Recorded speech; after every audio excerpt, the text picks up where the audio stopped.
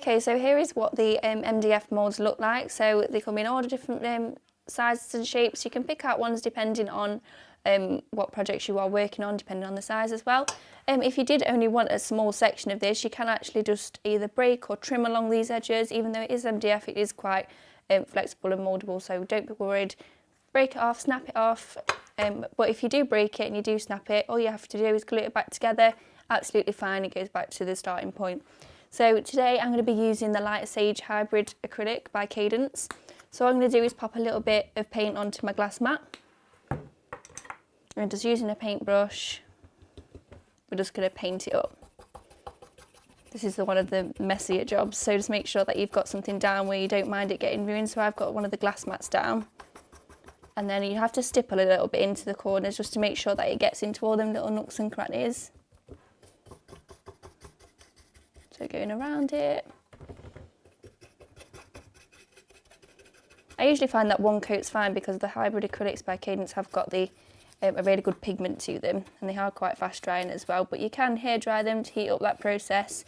If you are going to hair dry them, just be careful because, like I say, heat does change the shape. So if you hair dry it, stay far away and just a light waft over it. So after you've let that dry, here's one I've got dry from earlier. So now I've picked some waxes that really go with the colours, so it sort of like picks out the tones of it. So I'm using the green. So we've got a Dora wax and a finger wax. The finger wax is mainly for your furnitures, or your Dora wax mainly for your smaller projects. But for the purpose of this, it doesn't really matter. This one's got a little bit more of a glitter and a shine to it, whereas this one's a little bit more matte. But as you can see, it's still got a sheen to it as well.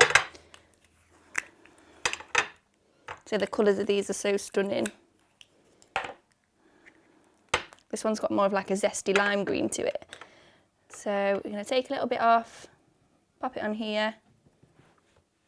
And then if you just lightly just tickle it. So what we're doing with this is just really accenting the grooves in it. So you don't need a lot. Less is more with this because you can go back and add it in. And then if you want to pop in the other one as well. So having a lighter colour and a darker colour adds a little bit more depth to it, as you'll see in a minute. And you can see, all I'm doing is just lightly going over it. You don't need no pressure whatsoever.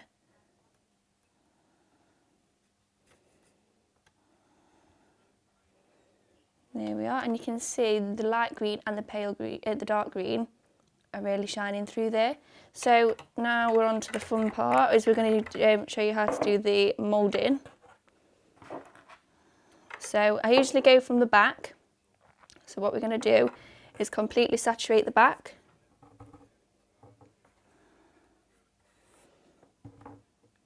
Now you can just use heat alone, but I find that I like to use both heat and water with this.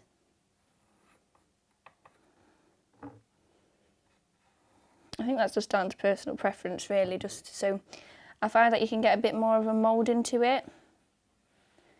The MDF does absorb the water up quite quickly, but you might just need to tap a little bit of the excess off.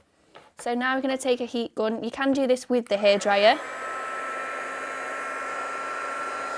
but just a few minutes. The water will start to dry. And flip it over and go onto the front as well, just to make sure that the heat's both meeting in the middle as well. And then while it's got the hairdryer on, as long as you're extra careful, I like to go in and just tap a little bit more water onto it.